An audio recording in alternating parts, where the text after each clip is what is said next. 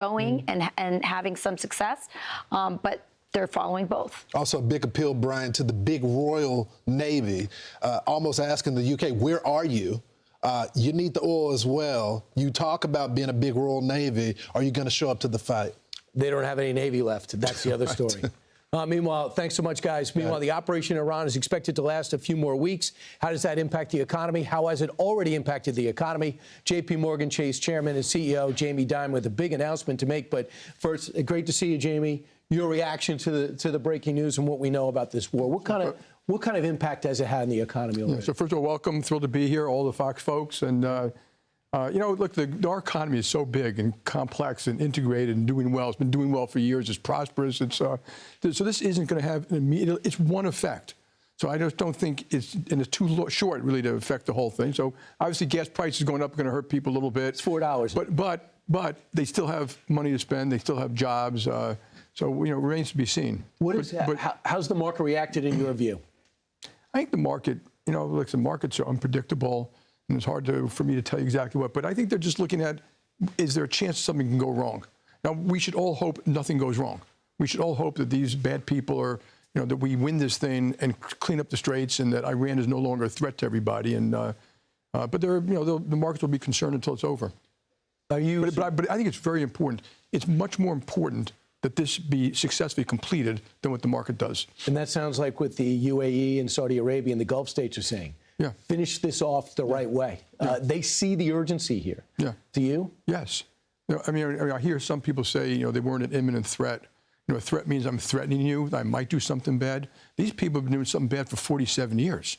They've been killing people. They've been killing Americans. They funded that terrible Hamas thing. Several Americans were killed on October 7th. And so they've had proxy wars. They've been threatening people. I think people are surprised to find out that had a ballistic missile and go 3,000 miles. These are bad people, and they needed to be stopped. And just who decided what? Now, I don't know what the military knows. I don't know what President Trump knows. I just think now we've got to finish this thing and finish it right. And we'll go back to that in a second. Just to give people an idea, it has been a sacrifice for the American people who I hope see the urgency. Right now, gas is $4. A week ago was $3.97. A month ago was $2.98. So that has a ripple effect throughout the economy. Yeah. So let's talk about what you're here for. One of the main things is JPMorgan Chase is doing something really exciting. You are concerned about the American dream going away. Yeah. So you're exciting the American Dream Initiative to expand economic opportunity for millions of Americans through a very specific way, with more ways to grow small businesses, help people secure jobs, and invest in local communities, including schools. This coming at a time when only 31% of the country, Jamie, believe in the American dream. Yeah. You've achieved it. Yeah. Guy from Queens doing what you've done. So what prompted this mission? Yeah. So grandson of Greek immigrants from Jackson Heights, Queens. And, you know, first of all, the American dream is not over. And, you know, America is the most prosperous nation the world's ever seen. That's true today. What is true, too, is that for part of the folks, it hasn't been the American dream. And think of the lower income folks, people in certain rural areas or certain inner cities where the schools don't work, there's too much crime, they're not getting jobs, their incomes haven't gone up for a long time. So, you know, JPMorgan's always been dedicated to helping grow this country and countries around the world. So this is kind of like a focused crusade. We simply got our people to say, what more can we do to help fix those things which ail America? And so, and that's what this is. Our people are quite excited about it. We're going to double down on small business, affordable housing, mortgages, financial education, teach people how to invest money, teach people how to start businesses. So our folks are very excited about it. And when crime goes up and when these regulations go in, it disproportionately hurts the working class, poor people. So you put in regulations maybe to make things better, but it actually makes things worse. Yeah. Well, when you talk about the regulatory environment, we have to learn to look for good regulations, not just more. And we've just been putting barnacles on the boat all the time, making it worse. And all these bad policies, like everything you talk about, hurts the lower income people more than the middle class. And so we should be very careful when we go about these things. And so this is part of it. But, you know, when I write about it, I also write about all the regulations we change, how should we make it better, how can we help finance more people, more small business, more big companies, more of these defense companies to do their jobs. And so, you know, when I talked to the Treasury Secretary before he was, and I said, what do you think the #1 job is if President Trump picks you? He said income disparity. Yeah. I worry that the what successful are doing too good, and the middle and lower class are frustrated because they can't get where they want to be, and costs are going up. Do you have the same worry? Yeah. Because if you look at our country, you know, we've grown in the last 20 years at 2% a year. It should have been 3% a year. Had it been 3%, we'd have 20,000 per person more GDP today. And the slow growth has hurt the lower income the most. And then we have problems that we haven't focused on yet, like schools, like getting kids jobs that give them good income. So there's a school right across the 59th Street Bridge called the Aviation High School. These kids come from all over the city. It's like a melting pot. I was there. I asked them, why are you here? They said, well, Mom and Dad made me come. It's a regular high school. They learn history. They learn what they should, but they also learn how to maintain small aircraft. You know, the mechanics, electrical systems, the engine, et cetera. 95% of the kids graduate making $70,000 plus a year. That's what the education system should be doing. So one of the things of the American dream is to get kids leaving schools with skills that give them jobs making good money. And so we'll be promoting policies that we think will accomplish that. Right, and you know, back to regulation, you said we should not call it red tape. We should call it blue tape. Yeah. What do you mean by that? I'm making fun of people where, you know, the blue states have more of it, as you see, that they like it. I mean, I see some people, they think every good regulation is a good thing, and if you ever try to change one, they say you're making it easier for big business or small business, something like that. I tell people, get 10 or 20 small businesses, take them to lunch, and ask them what they have to go through with federal, state, local regulations, audits, rules, OSHA, workers' comp, insurance, litigation, and you'll say to you, how do they even survive? You know, big companies can afford that better than small companies. So I just think people should be talking about good regulations, not always more. And I like this, you know, one in, one out. Which the Trump administration is doing. Absolutely. And also always look at them, do it in a comprehensive way, and do it thoughtfully. And if you go around the world, there are some great policies around permitting. So if you want to get something done in New York State, it can take you 10 years. And then after all that, you have litigation. And so we have crippled our ability to build. Like, and affordable housing, a lot of the reason there's no affordable housing is local zoning laws and local rules and local requirements, and the cost is 50% higher because of all those rules. And so, you know, if we want to fix these problems, what we have to do is get smart, think about it, analyze it, admit it, and do something about it. Bringing rationality and environmental extremism does not help. Yeah. So there's a huge exodus, and there's a story today in New York where you have this phenomenal building and a huge presence, that they are thinking about raising the corporate tax rate, and there's a lot of residents from 7.5 to 9%. Washington State today announced we have a millionaire's tax. They are putting a referendum in California, billionaire's tax. What's the reaction been, Jamie? People are going, okay, I got the message. I'm out of here. You have more people now in Dallas than you have in New York City. Yeah. There's a reason for that. Yeah. No, I tell people, everyone's got to compete, including cities.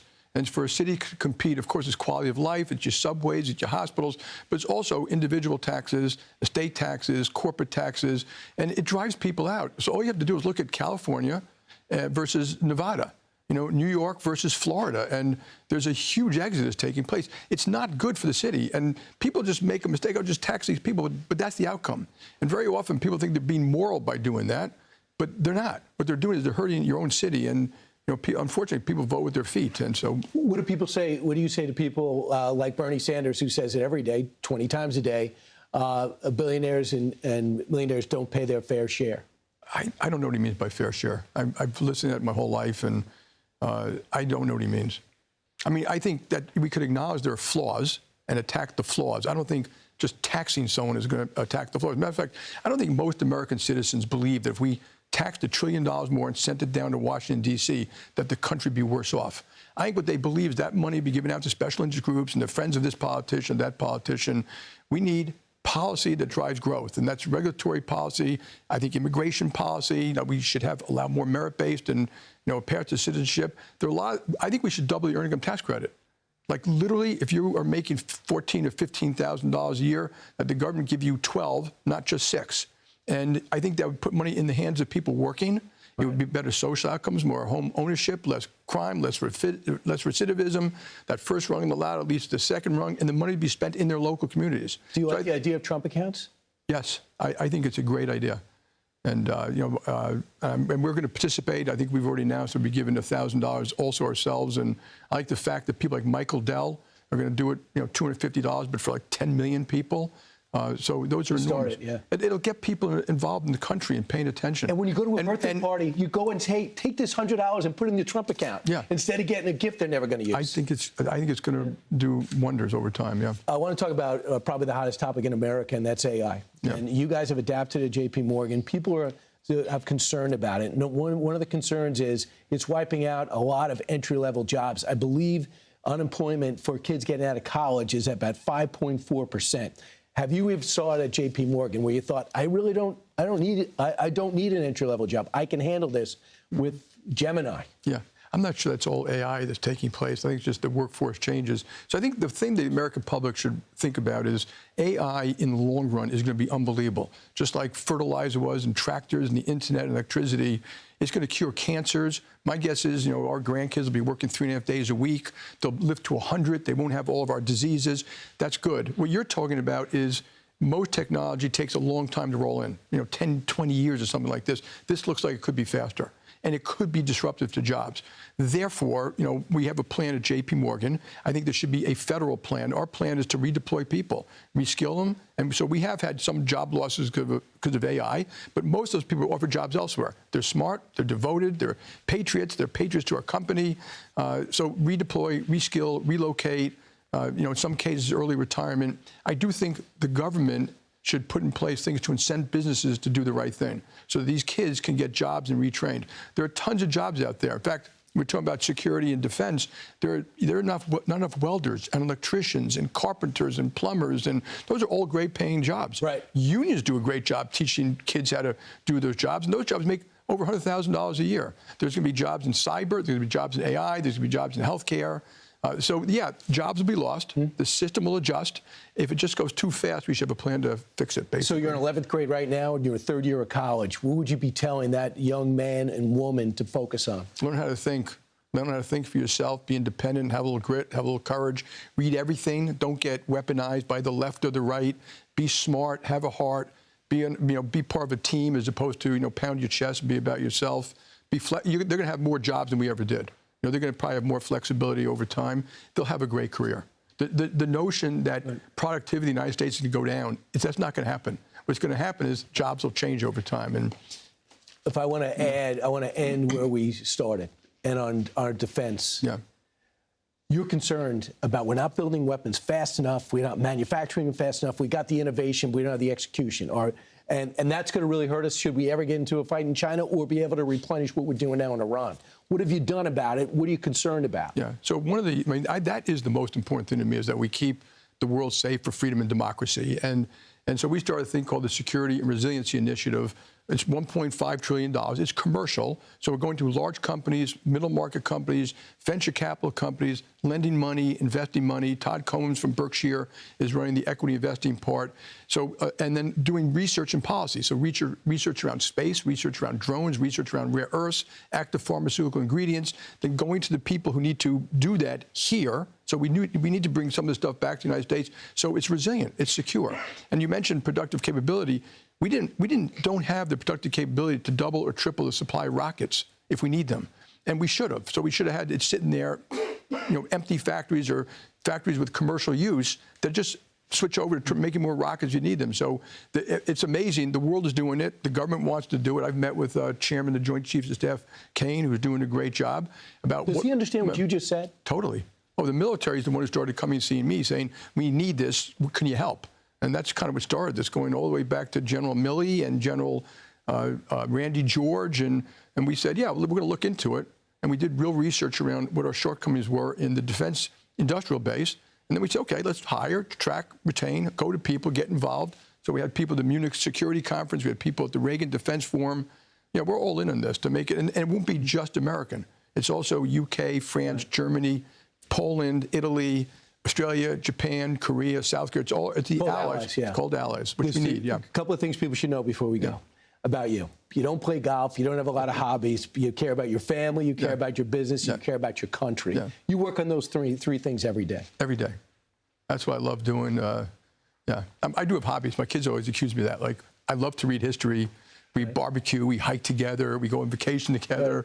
I like wine. I like all those things. So, but I don't have the traditional hobbies. But between in my value system, family first, My wife is the one who started me on some of the skill stuff. So, Judy, I know she's watching. Right. Love you. Take care of yourself. She's in the gym right now. Right, and you met her in college. And I met her in business school, and that's most important. Country is next. I mean, this country is an unbelievable place. It still is the freedom, the shining light that Reagan spoke about. That's what it is. You know, I would love people who say bad things about this country. Not that we did everything perfectly. Go with me around the world. Yes. And you know, people, if you opened up our doors to people, billions of people move here because they want to be American. They want freedom of speech, freedom of religion, freedom of enterprise, and you know that they wouldn't be moving to China. So I tell people, you really got to put things in context. You know, you can acknowledge your flaws and start to fix on them, but and then my company. The best I can do for my country and the world is run a great company that can then do the things we're doing for security, the American dream, mortgages, small businesses, and so we double down on that. And people inside JPMorgan love the fact we're doing this stuff. Right. Yeah. And I know every day when I go into the subway with your building that was just built, if you guys look at it online, if you're not in New York City, I want to get a tour one day. Yeah. And have you seen the flag up top? Yes. Like we could light up the whole top of that building, and I mean, it brings tears to my eyes. And there's also a big flag when you walk in, which I salute every morning when I go in there. I remind myself, you know, JPMorgan couldn't do well if this country didn't do well. And people have to be very clear about we need a strong economy that pays for everything, including the military, so and police and firemen and. Absolutely, and you appreciate it all. Working class kid. Jamie Dimon's doing quite well, and you're not ready to retire yet. Thanks so much for your time. Brian, thank you. Appreciate it. And thanks for the story. And I love this initiative that JPMorgan's doing. I'm Steve Ducey. I'm Brian Kilmeade. And I'm Ainsley Earhart. And click here to subscribe to the Fox News YouTube page to catch our hottest interviews and most compelling analysis.